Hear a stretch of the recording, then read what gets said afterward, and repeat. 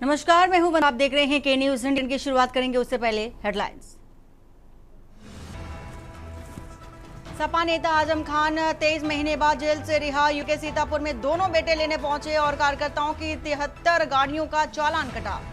अखिलेश यादव का बड़ा बयान, सत्ता में आते ही वापस लेंगे आजम पर दर्ज मुकदमे।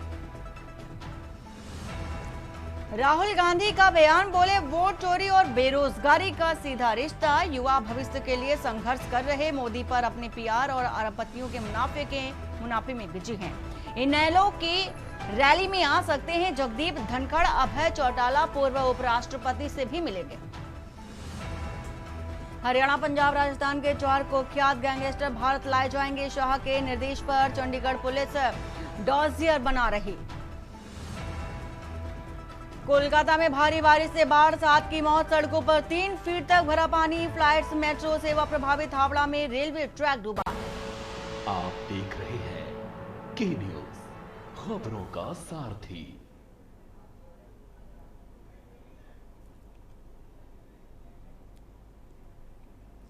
और अब बात करेंगे 23 महीने बाद आजम आजाद। बड़ी खबर है और आज की सबसे बड़ी खबर।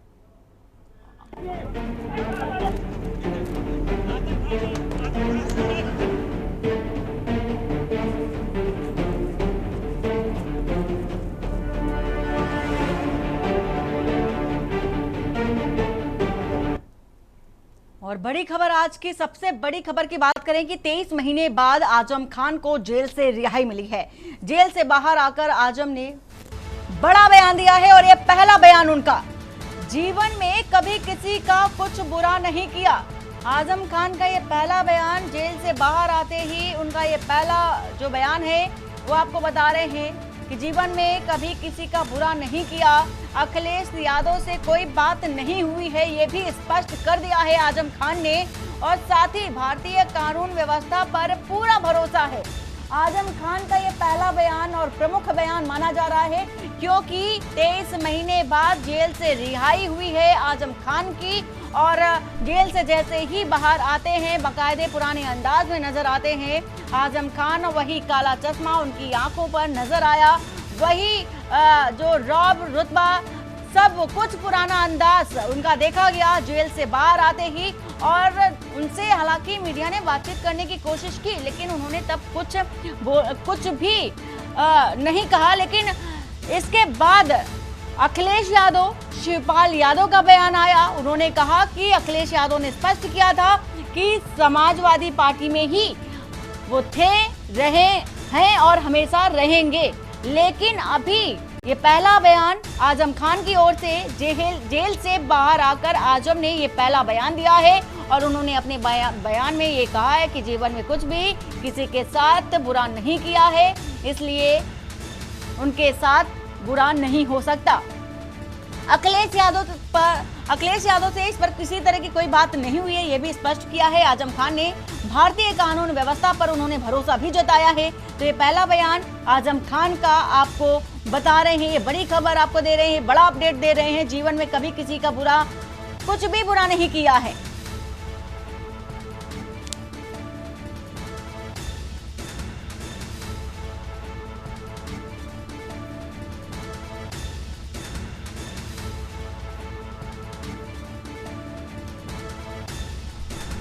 तो ये बड़ी खबर आपको बता रहे हैं इस वक्त की जीवन में कभी किसी का कुछ बुरा नहीं किया। आजम खान का ये बड़ा बयान आपको सुना रहे हैं। अखिलेश यादव से कोई बातचीत नहीं हुई है।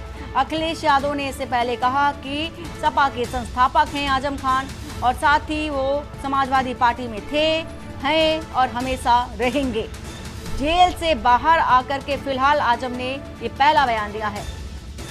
मनीष तिवारी इसी खबर पर हमारे साथ। मनीष, इंतजार किया जा रहा था आजम खान के पहले बयान का और अब वो बयान सामने आया है। उन्होंने कहा है कि उन्हें कानून व्यवस्था पर पूरा भरोसा था और भारतीय कानून व्यवस्था पर भरोसा के साथ ही साथ उन्होंने ये भी स्पष्ट किया कि अखिलेश यादव से अभी इस पर कोई बातचीत नहीं हुई है। क्या है पूरी जानकारी?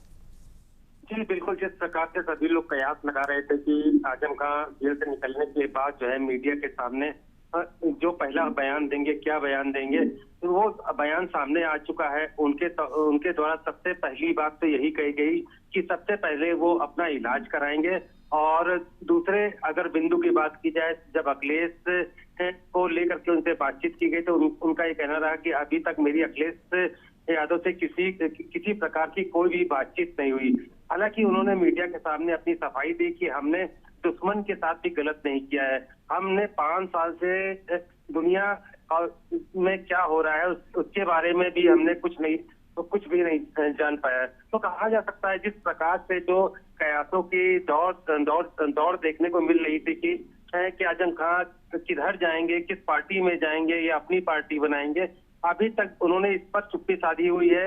उनका साफ तौर से कहना है सबसे फर्स्ट प्रायोरिटी में वो अपना इलाज कराने के बाद जो है आगे के उनकी जो रणनीति होगी वो उनके द्वारा बताई जाएगी। हालांकि अखिलेश के जो बयान है, अखिलेश ने साफ तौर से कहा कि मेरी सरकार बनते ही उनके मुकदमे वापस ले लिए जाएंगे।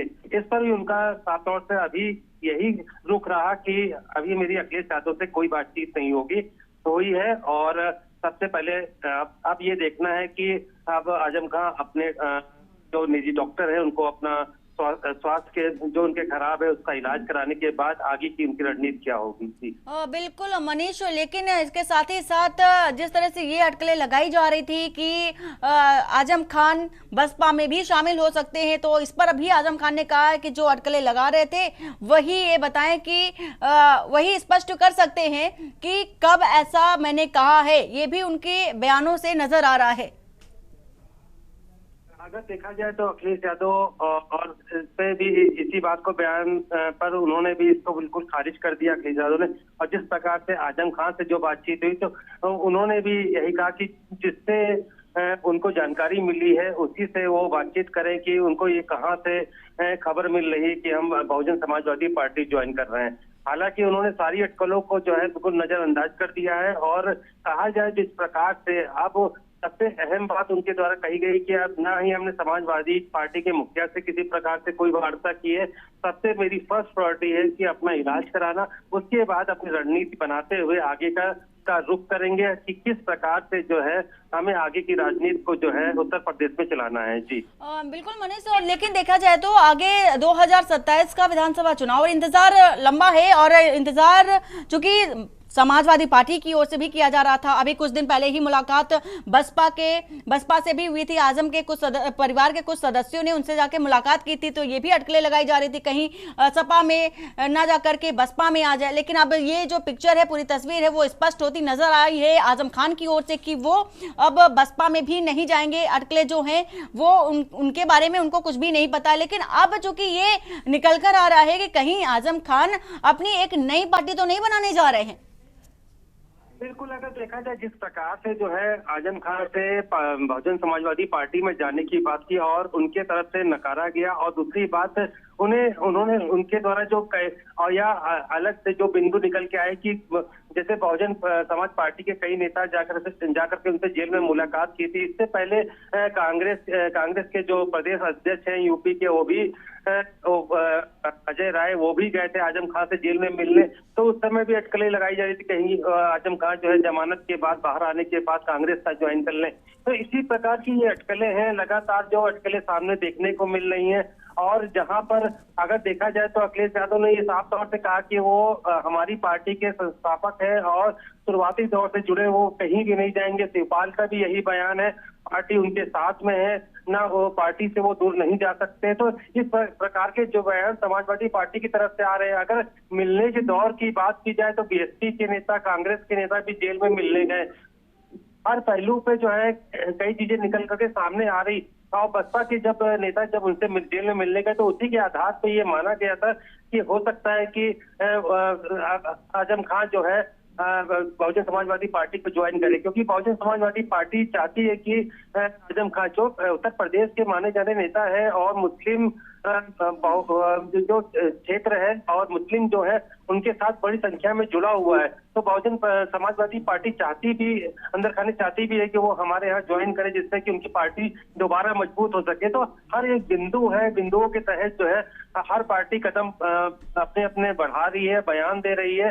लेकिन अभी तक समाजवादी पार्टी का जो बयान है और दोनों प्रमुख नेताओं के द्वारा का ये बयान है कि आजम खान हमें छोड़कर कहीं नहीं जाएंगे और ना ही कोई नई पार्टी बनाएंगे। लेकिन अब आजम खान अपना इलाज कराने के बाद जब दोबारा मीडिया के सामने मुखातिब होंगे, उनके द्वारा जब ये बयान आएगा कि अब उनकी रणनीति क्या है, आगे का उनका कदम क्या होगा, तभी मालूम चल सकेगा। बिल्कुल मनीष, अब आगे का कदम जो कि आजम खान का क्या होगा इस पर सबकी नजर है। लेकिन इसके साथ ही अगर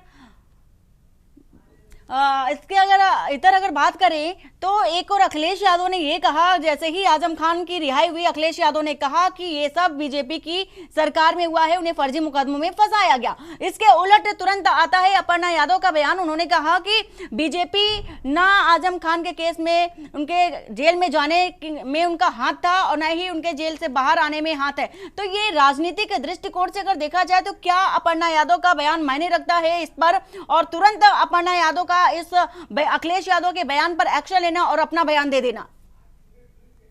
अगर देखा जाए तो अखिलेश यादव जब मीडिया के सामने मुखातिब हुए, उनका साफ तौर से ये कहना रहा कि मेरी सरकार बनते ही आजम खान के ऊपर जो फर्जी केस लगाए गए हैं उनको सबसे पहले हटा लिया जाएगा। जिस प्रकार से भारतीय जनता पार्टी की जब सरकार बनी थी तो उत्तर प्रदेश के मुख्यमंत्री और ने अपने केस और साथ में डिप्टी सीएम के केस जो है सभी खत्म कर दिए थे। और दूसरे पहलू की बात की जाए कि रामपुर के एक विधायक का नाम तो उनके द्वारा नहीं लिया गया, एक विधायक का और एक अधिकारी का उनके द्वारा नाम लिया गया, आरोप लगाया और उन्होंने कहा कि अब आजम खान बाहर आ गए हैं तो अब उनके इन दोनों लोगों के द्वारा जो है कोई अन्याय नहीं होगा। लेकिन जिस प्रकार से अखिलेश ने जो बयान दिया, उसके बयान से आधार से यही माना जा सकता है कि भारतीय जनता पार्टी के विधायक और बाकी सरकार की मिली भगत से जो है आजम खान को पूरी तरीके से फंसाया गया।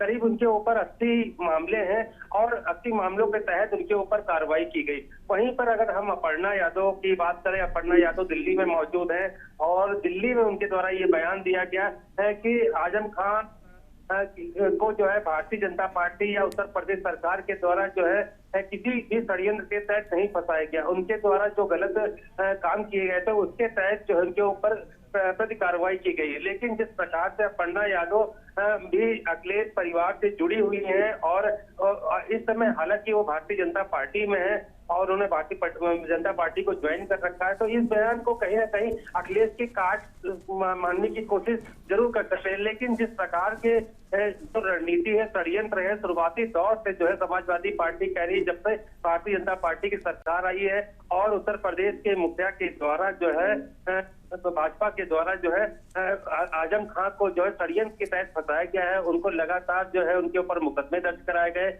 जिसमें एक विधायक और एक अधिकारी को आपस में मिला करके जिसका लगातार जो है एक्सटेंशन, जो अखिलेश यादव भी कह रहे थे कितनी बार एक्सटेंशन बोला जाए, जब से वो रामपुर में मौजूद है उनका लगातार एक्सटेंशन होता जा रहा है। तो कह सकते हैं कि जिस प्रकार से समाजवादी पार्टी के मुखिया का आरोप है कि एक विधायक और एक अधिकारी के द्वारा सारी रणनीति और षड्यंत्र करके जो है आजम खान के ऊपर ये केस लादे गए हैं, जो सारे केस फर्जी हैं और मेरी सरकार आते ही इन केसों को बिल्कुल मनीष, फिलहाल अब देखने वाली बात ये होगी कि आजम खान जब अपना डॉक्टरी इलाज करा लेते हैं, स्वस्थ हो जाते हैं, इसके बाद का उनका एक्शन क्या होगा। बहुत शुक्रिया पूरी जानकारी देने के लिए।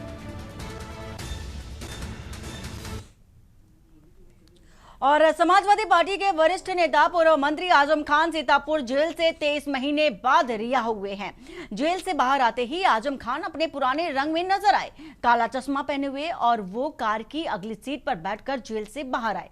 आजम खान की रिहाई के साथ उत्तर प्रदेश की सियासी सरगर्मी बेहद तेज हो गई। उनके बीएसपी में शामिल होने की अटकलें तेज हो गई। हालांकि सपा प्रमुख अखिलेश यादव ने अटकलों को ब्रेक लगाया, खारिज कर दिया और आजम खान के बसपा में शामिल होने की अटकलों पर सपा प्रमुख और सांसद अखिलेश यादव ने कहा कि आजम खान और समाजवादियों ने लंबे समय से बीजेपी का सामना करने में प्रमुख भूमिका निभाई है।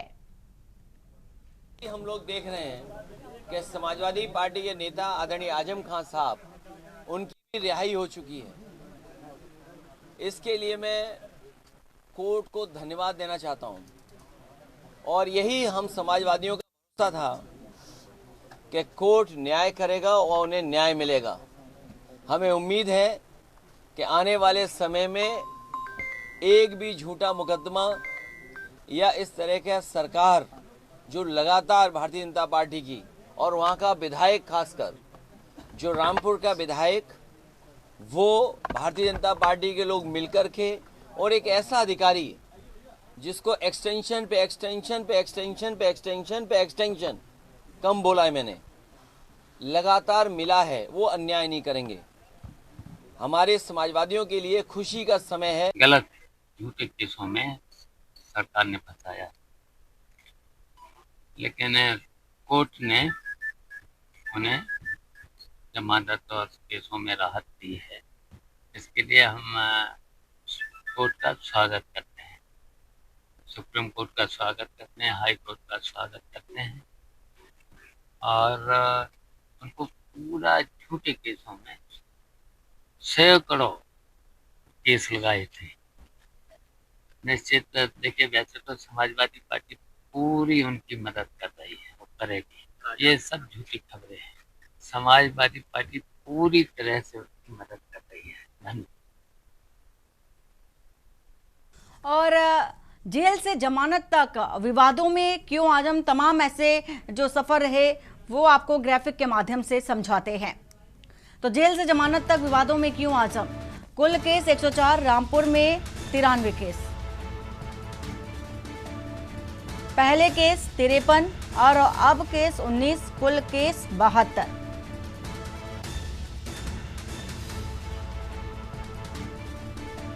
तो कुल केस 104 और रामपुर में केस 93।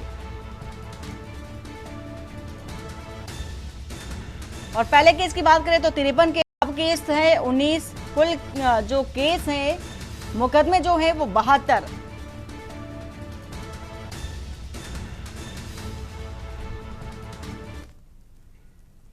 आखिर वो घड़ी क्यों आई, देखा जा रहा है, माफ कीजिएगा, आखिर वो घड़ी आ गई जब आजम खान रिहा हो गए। और आजम खान की रिहाई को लेकर के उनके समर्थक भी बेहद उत्सुक नजर आ रहे हैं।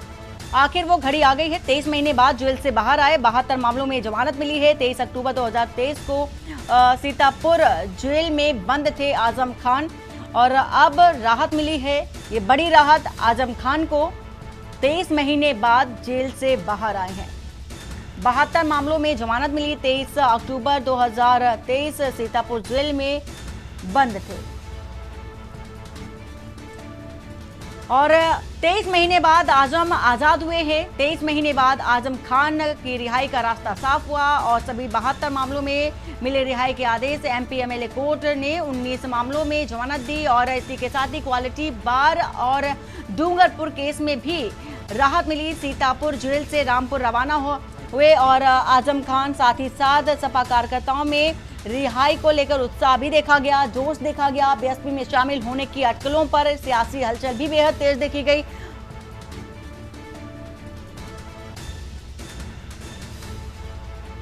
तो भूमि कब्जा, डकैती समेत कई मामलों में सुनवाई चल रही है।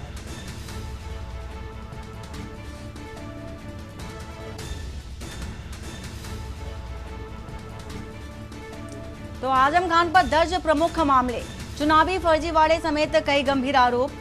रामपुर में सिर्फ अगर बात करें तो 93 केस, जमीन हड़पने के मामले और साथ ही जन्म प्रमाण पत्र का मामला भी है।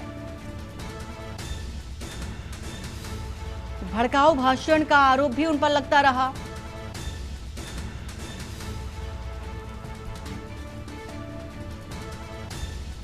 बकरी भैंस चोरी का भी मामला उन पर। आजम एम्पायर का 2019 में पतन शुरू हुआ।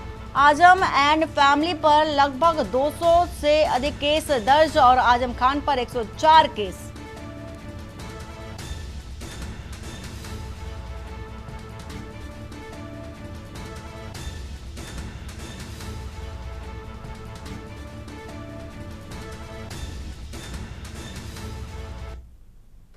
और अब सियासी जो यूपी की सियासी की तस्वीर है वो भी बदल सकती है। ग्राफिक के माध्यम से आपको समझाते हैं।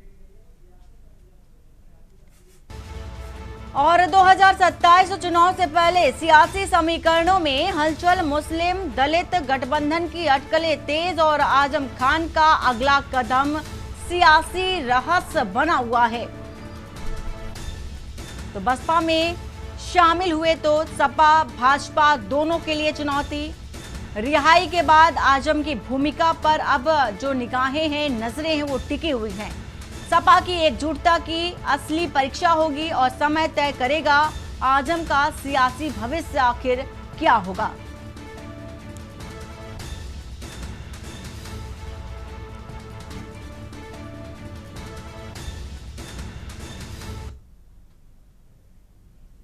और वक्त हो चला एक छोटे से ब्रेक का। ब्रेक के बाद जल्द हाजिर होते हैं।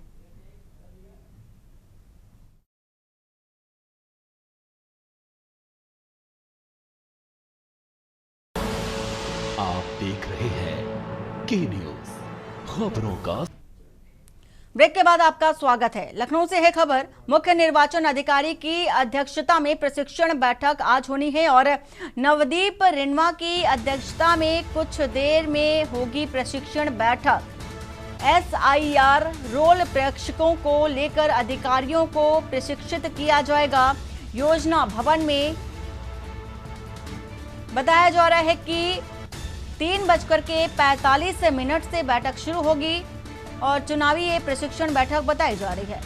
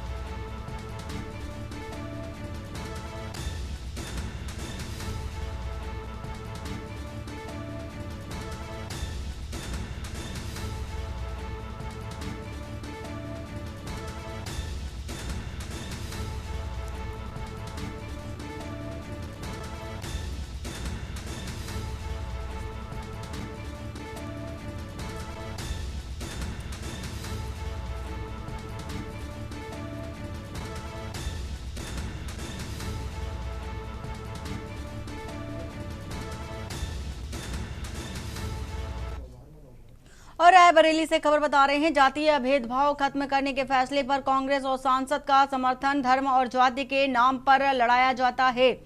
KL शर्मा खुशी जताई। राहुल गांधी ने GST को कहा था गब्बर टैक्स। KL शर्मा का बयान है ये। 2 स्लैब से आम जनता को राहत मिलेगी। कांग्रेस सांसद आजम खान की रिहाई पर भी उन्होंने कहा खुशी जताई है। बसपा में शामिल होने की अटकलों पर भी चुप्पी साधी है फिलहाल।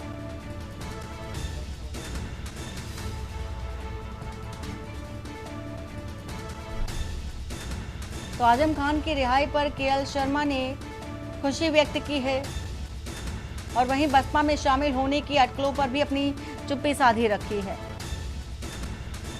साथ ही साथ जातीय भेदभाव खत्म करने के फैसले पर कांग्रेस सांसद का समर्थन। धर्म और जाति के नाम पर लड़ाया जाता है, KL शर्मा का ऐसा कहना है फिलहाल। और हाईकोर्ट के आदेश को अमेठी सांसद ने सराहनीय बताया है।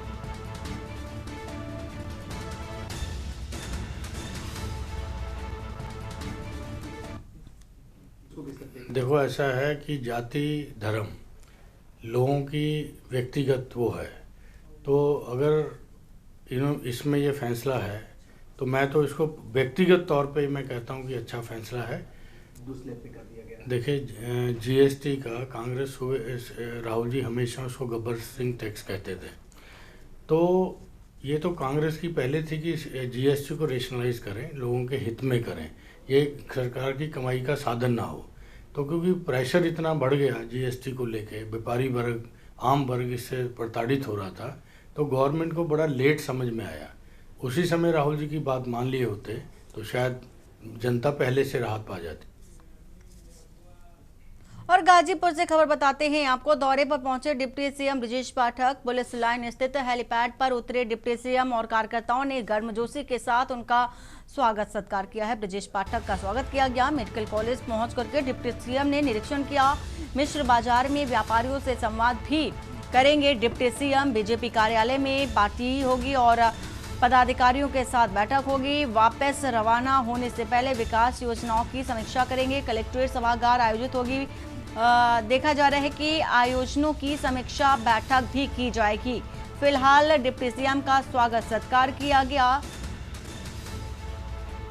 बीजेपी कार्यालय में पार्टी पदाधिकारियों के साथ ये बैठक होगी।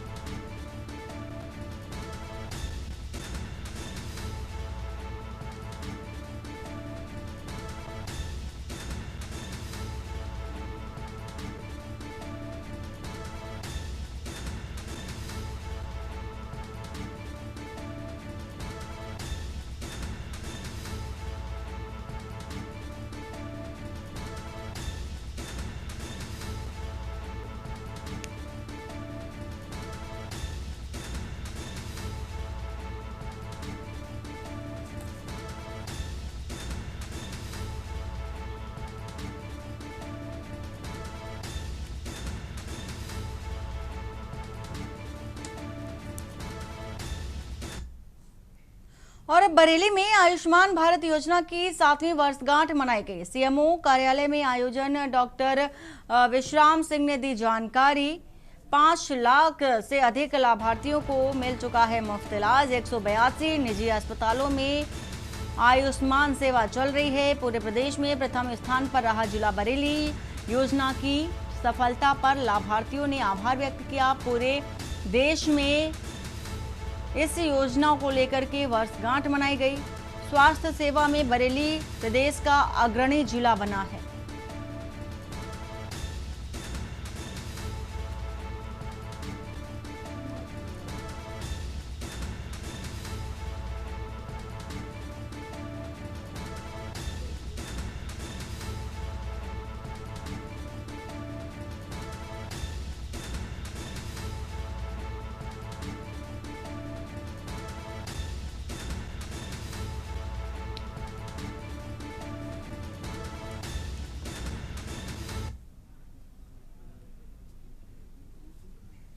और बलिया से आपको खबर बताने जा रहे हैं, जहां पर एक दिन के लिए आकृति उपाध्याय बनी कोतवाली एसएचओ।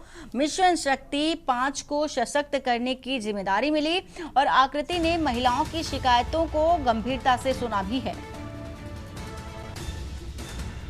वहीं महिला हेल्पलाइन नंबर पर तुरंत कार्रवाई की अपील की। पीड़ितों को समय पर न्याय दिलाने का संकल्प दिलाया गया। कोतवाली एसएचओ क्षितिज त्रिपाठी भी इस दौरान मौजूद रहे। बीएड छात्रा को एसएचओ बनाकर के नेतृत्व का अनुभव दिया गया। महिला सशक्तिकरण की दिशा में पुलिस की ये पहल देखी गई।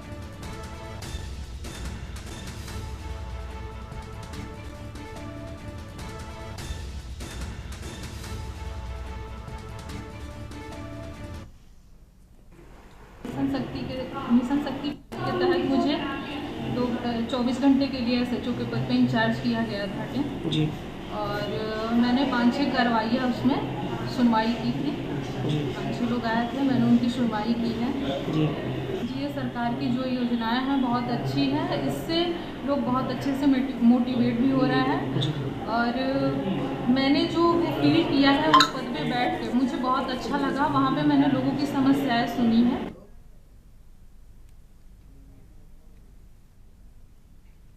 और सिद्धार्थ नगर में मां दुर्गा की मूर्ति को किया गया क्षतिग्रस्त। मूर्ति का हाथ तोड़ा, पेट के पास 2 हिस्सों में बांटा गया। क्षेत्रीय लोगों में घटना को लेकर भारी आक्रोश देखा गया। मंदिर समिति ने थाने में लिखित तहरीर दी है।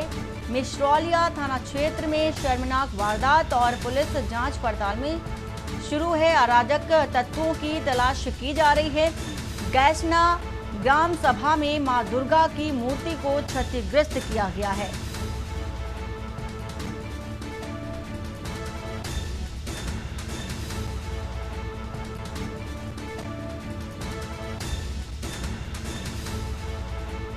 तो ये तस्वीर भी आपको दिखा रहे हैं। गैसना ग्राम सभा में मां दुर्गा की मूर्ति को क्षतिग्रस्त किया गया।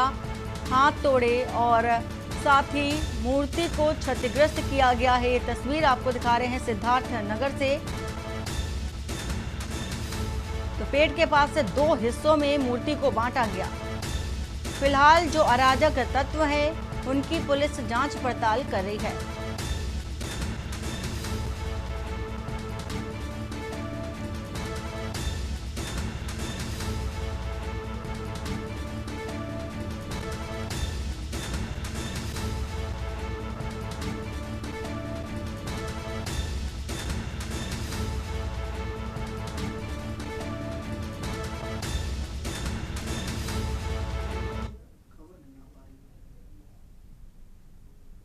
और बरेली से खबर, जहां पर एंटी करप्शन टीम ने चौकबंदी अधिकारी को किया गिरफ्तार। सदर तहसील से रंगे हाथों पकड़े गए राजीव कुमार। नक्शा दुरुस्त करने के नाम पर मांगी गई 5000 की रिश्वत। वहीं रिश्वत लेते हुए अधिकारी को फिल्मी अंदाज में दबोचा गया। आरोपी के खिलाफ भ्रष्टाचार अधिनियम के तहत मुकदमा दर्ज कर आरोपी के खिलाफ भ्रष्टाचार अधिनियम के तहत मुकदमा दर्ज हुआ और कोतवाली थाने में दर्ज हुई है एफआईआर। कॉल रिकॉर्डिंग भी कार्रवाई का आधार बनती नजर आई। दिव्यांग शिकायतकर्ता की पहल से खुला भ्रष्टाचार का मामला।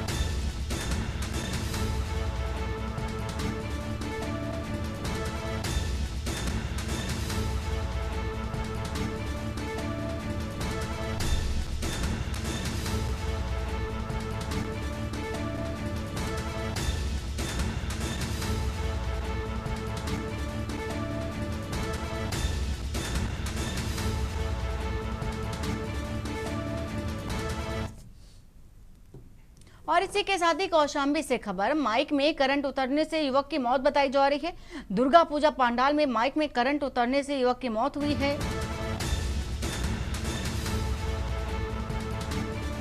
तो मृतक उमेश कुमार ने मौके पर दम तोड़ा। अजय कुमार करंट से झुलसा, अस्पताल में भर्ती। मोहम्मदपुर पाइंसा थाना क्षेत्र के भैरमपुर गांव की ये घटना है।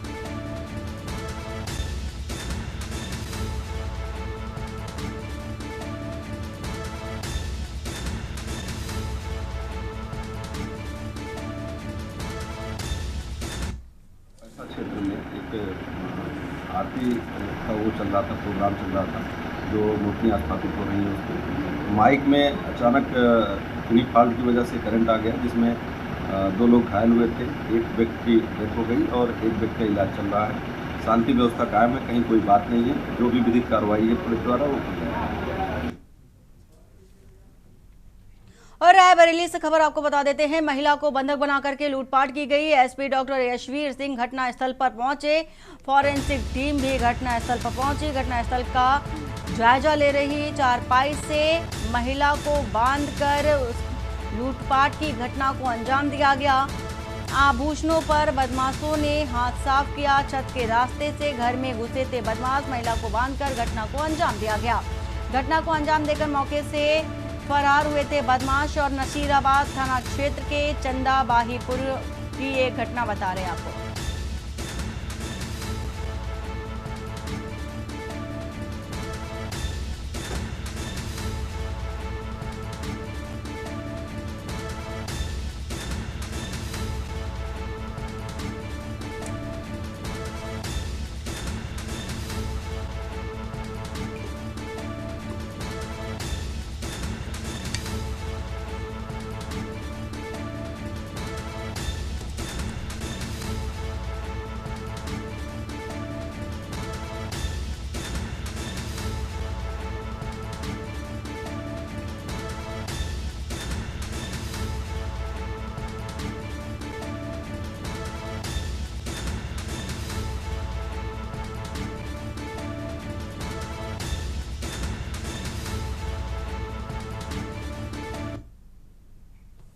और नोएडा से खबर, 1500 से अधिक चालकों के लाइसेंस निलंबित किए गए हैं।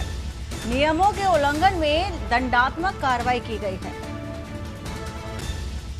ट्रैफिक पुलिस की सिफारिश पर लाइसेंस निलंबित हुए। बार बार नियम तोड़ने वालों पर घासगिरी और रफ्तार के नियम का उल्लंघन करने वाले दंडित हुए। लाइसेंस निलंबित रहते नहीं चला सकेंगे वाहन। ओवर स्पीडिंग के आरोप में 800 वाहन चालक दंडित किए गए। रील बनाने के आरोप में 36 लाइसेंस धारक दंडित किए गए हैं।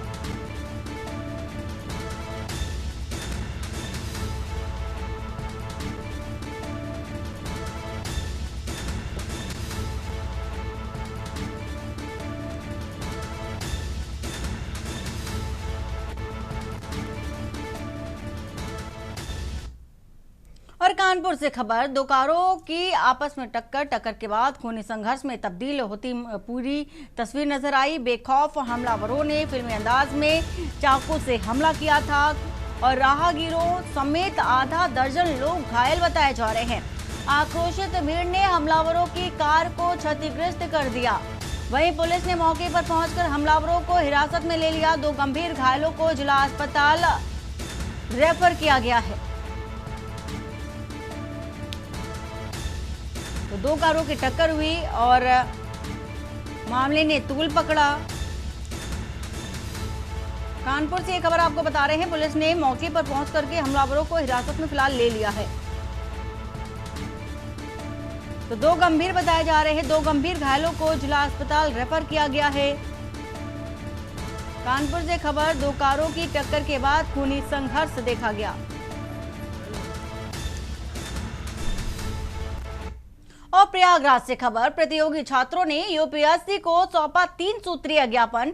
आयोग ने ज्ञापन को स्वीकार कर लिया। आरओ एआरओ परीक्षा की कट ऑफ लिस्ट जारी करने की मांग और अंक पत्र जारी करने को लेकर के छात्रों ने चिंता भी व्यक्त की। टीसीएस 2024 परीक्षा के लिए भी कट ऑफ और स्कोर कार्ड की मांग की। कट ऑफ और अंक पत्र न मिलने से छात्रों में गहरा आक्रोश देखा गया। छात्रों ने पारदर्शिता और संवाद की व्यवस्था की मांग की। साथ ही आयोग के गेट पर प्रदर्शन कर अपना विरोध भी व्यक्त किया है।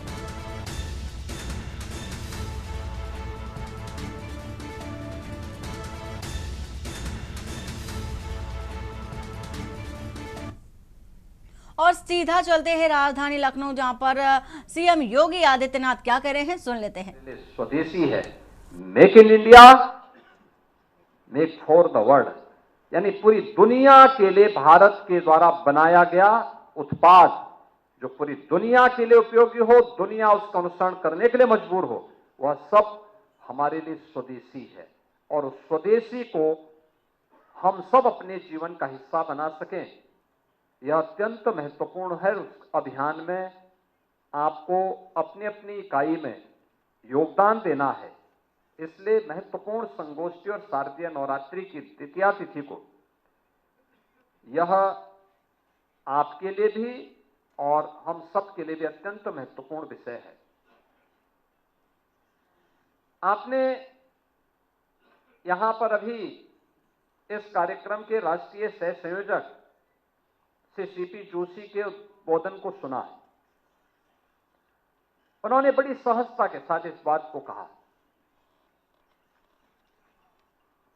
कि एक समय दुनिया की अर्थव्यवस्था में भारत का जो योगदान था वह 40% था। यह 2000 वर्ष पहले की बात है और ज्यादा दूर मत जाइए। आज से 300 वर्ष पहले, 300 वर्ष पहले दुनिया की अर्थव्यवस्था में भारत का जो योगदान था वो 25% था। 25% योगदान भारत का था।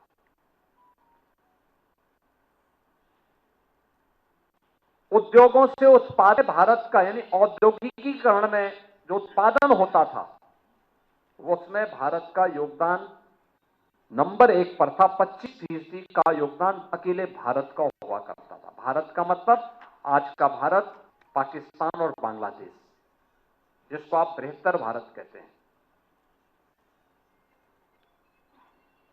यानी 300 वर्षों तक भारत दुनिया की नंबर 1 की आर्थिक ताकत थी, नंबर 1 का उत्पादक राष्ट्र था, और कृषि में तो भारत की कोई सानी ही नहीं थी। कृषि की स्थिति यह थी, जो बात अभी कह रहे थे डॉक्टर जोशी जी,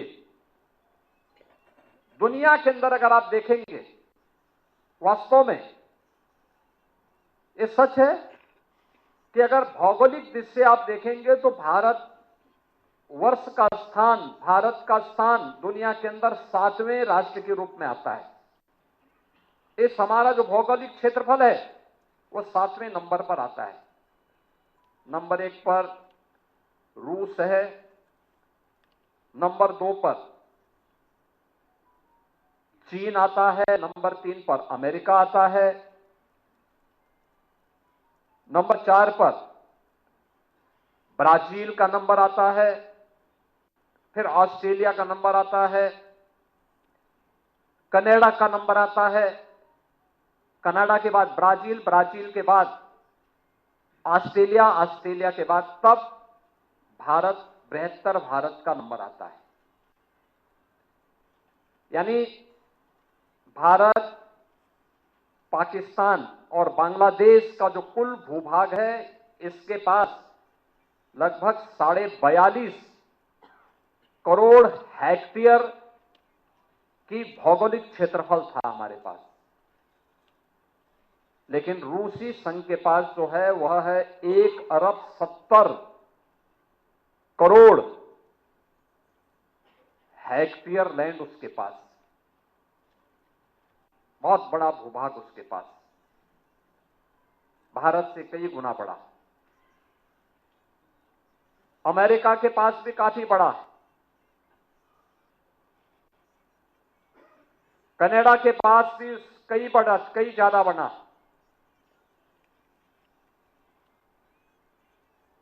ब्राजील के पास भी, चीन के पास भी, लेकिन भौगोलिक दृष्टि से सभी भारत से बहुत बड़े हैं। लेकिन अगर कृषि योग्य भूमि की दृष्टि से देखेंगे तो दुनिया के अंदर जितनी भूमि है इन देशों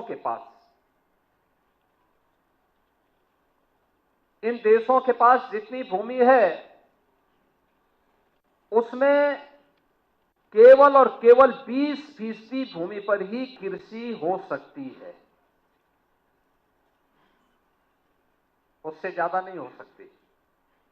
और भारत अकेले देश है जिसकी 60% से अधिक भूभाग पर बेहतर कृषि होती है, और दुनिया की सबसे उर्वरा भूमि, सबसे अच्छा जल संसाधन भारत रखता है। एक नहीं, कई फसलें भारत ले सकता है, और भारत लेता था। भारत कपड़े का सबसे बड़ा उत्पादक था दुनिया के अंदर, भारत कपड़ा बेचता था। आपने बंगाल के उन कारीगरों का इतिहास सुना होगा, जाना होगा, जिन कारीगरों ने को विदेशी आक्रांताओं ने, विदेशी उन शासकों ने अपने स्वार्थ के लिए जिनके हाथ काट दिए थे, उनकी कारीगरी को समाप्त करने के लिए किस प्रकार के षड्यंत्र रचे गए थे, ये किसी से नहीं छुपा हुआ है। खेती किसानी में भी भारत के अंदर, जब तक भारत का किसान, आप में से बहुत सारे लोग जानते होंगे और आपसे एक पीढ़ी पहले के लोग जानते होंगे, हमारे यहां खेती बाड़ी में urea, potash, DAP, zinc phosphate या कोई भी पेस्टिसाइड, कोई भी केमिकल इस्तेमाल नहीं होता था। ये सीजन था, होली से लेकर के और दीपावली के बीच हर गांव में गाय, बकरी, भैंस ये खेतों में बांधे जाते थे, और खेतों में बांध करके वह उसी हिसाब से खेती की उर्वरता को बनाते थे। यानी जितनी हम खेती का दोहन करते थे उससे कई गुना हम खेती को रिटर्न करते थे, उसके माध्यम से परिणाम क्या होता था? आज जिसको लेकर के प्रधानमंत्री जी नेचुरल फार्मिंग कह रहे हैं, जिसके लिए सुभाष पालेकर जी कहते हैं जीरो बजट खेती, ये जीरो बजट खेती ही हमारा अन्नदाता किसान इस देश के अंदर करता था। ये वही खेती थी, गाय का गोबर, गाय का मूत्र, गाय से जुड़े हुए उत्पाद, गाय का खुर उस धरती को मुलायम भी करता था, उसकी उर्वरता को भी बनाता था। परिणाम क्या होता था? खूब अन्न उत्पादन होता था, खूब अन्न उत्पादन होता था, धन धान्य से परिपूर्ण था। कहते हैं भारत पे जब इस्लाम ने पहला हमला किया था, उस समय भारत की आबादी, यानी उसके बाद भी सन 1100 तक भारत के अंदर हिंदुओं की आबादी 60 करोड़ थी, 60 करोड़। और 1947 में जब ये देश आजाद हुआ, उस समय हिंदुओं की आबादी रह गई थी मात्र 30 करोड़। आप मुझे बताइए, इन 800-900 वर्षों में हमारी आबादी बढ़नी चाहिए थी कि कम होनी चाहिए थी? कम हुई। हम 60 करोड़ से 30 करोड़ पे आ गए, यानी आबादी ही नहीं घटी, हमारी खेती के उत्पादन को भी कम कर दिया गया। ये आबादी जो कम हुई, आक्रांताओं ने ही मारा नहीं, बल्कि भूख से मरे, बीमारी से मरे, तमाम अन्य प्रकार की यातनाओं से मरे। विदेशी दास्ता ऐसे ही होती है। इस देश पे वही किया गया, इस देश पर अत्याचार किया गया, उसका शोषण किया गया। और जिस भारत में 300 वर्ष पहले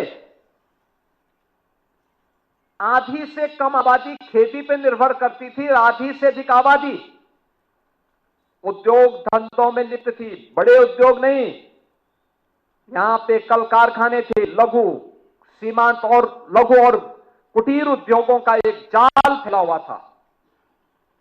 ये भारत की ताकत बनती थी। भारत को उत्पादक देश के रूप में, प्रोडक्शन के रूप में भारत का बेहतरीन उत्पादन दुनिया के मार्केट में छाता था।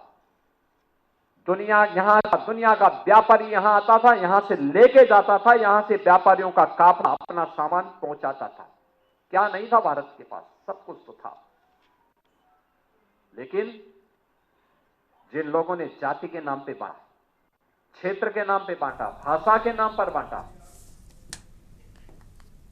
और अभी आप सुन रहे थे सीएम योगी आदित्यनाथ को, जिन्होंने बहुत ही महत्वपूर्ण बातें की हैं। और इस बीच एक और आ रही है खबर, वो आपको बता देते हैं। बड़ी खबर मथुरा से, जहां पर राष्ट्रपति द्रौपदी मुर्मू के प्रस्तावित दौरे को लेकर प्रशासन के साथ शासन भी अलर्ट मोड पर है। इसीलिए प्रदेश के ACM Deepak Kumar, DGP Rajiv Krishna, ADG अनुपम कुलश्रेष्ठ, मंडलायुक्त शैलेंद्र कुमार सिंह, पुलिस उप महानिरीक्षक शैलेश कुमार पांडे यहां पहुंचे। उच्च अधिकारियों ने डीएम चंद्र प्रकाश सिंह और एसएसपी श्लोक कुमार के साथ बैठक कर राष्ट्रपति के दौरे की तैयारियों की समीक्षा की है। अधिकारियों ने श्री कृष्ण जन्मभूमि परिसर, श्री कुब्जा कृष्ण मंदिर, ठाकुर बांके बिहारी मंदिर व निधिवन सहित अन्य स्थानों का स्थलीय निरीक्षण भी किया है। उच्च अधिकारियों ने सुरक्षा के कड़े बंदोबस्त करने के निर्देश भी दिए हैं।